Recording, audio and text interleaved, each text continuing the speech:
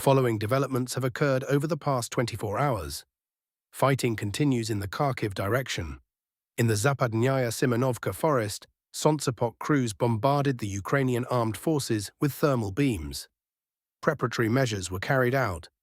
Subsequently, motorized riflemen of the 82nd Regiment advanced forward during fierce clashes, eventually liberating Grafske. The troops are systematically advancing south. The next closest point is Verkhnyaya Pisarevka.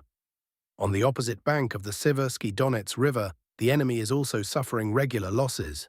Near Rubizhny, a command post was destroyed along with its personnel, including the border outpost commander. Near the captured point, FAP pilots with a unified correction module hit an enemy position. The situation on this side of the river has not yet changed. The troops are pressing west of the river to straighten the front line.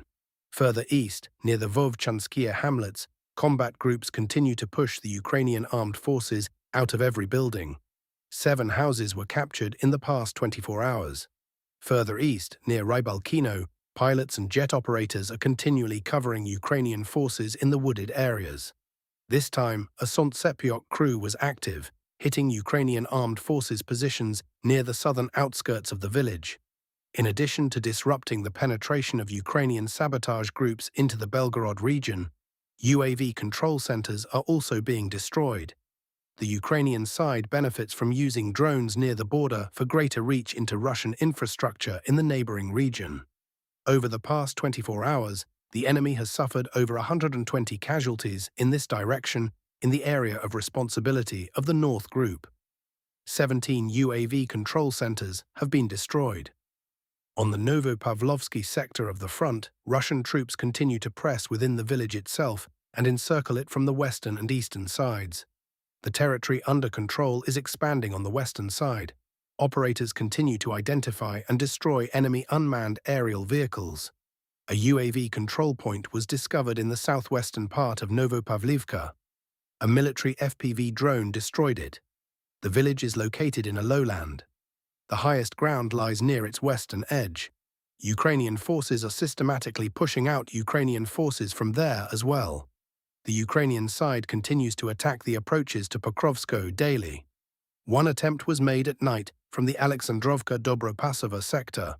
Russian operators, using drones to kill up to 20 Ukrainian personnel, thwarted the Ukrainian armed forces' plans. The other 3 were carried out in adverse weather conditions. The enemy, in armored vehicles, advanced along the same route toward Bratskoye and Arispol.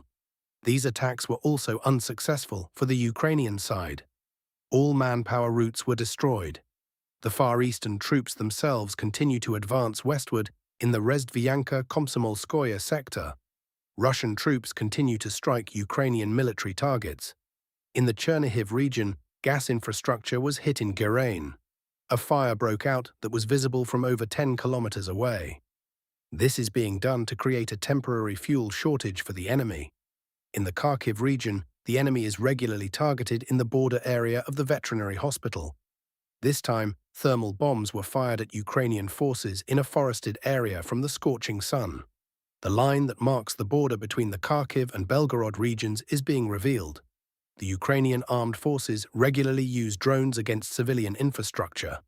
They are attempting to deploy their bases as close to the border as possible. A little further away are the mid-stories of the veterinary hospital, which the enemy has used for military purposes. Earlier this month, one was almost completely destroyed by Russian anti-tank missiles. To prevent the front from collapsing, the Ukrainian command is forcibly mobilizing civilians day and night. In Kiev, a TCC group, in the presence of police, forced one person into their vehicle. The fighting continues.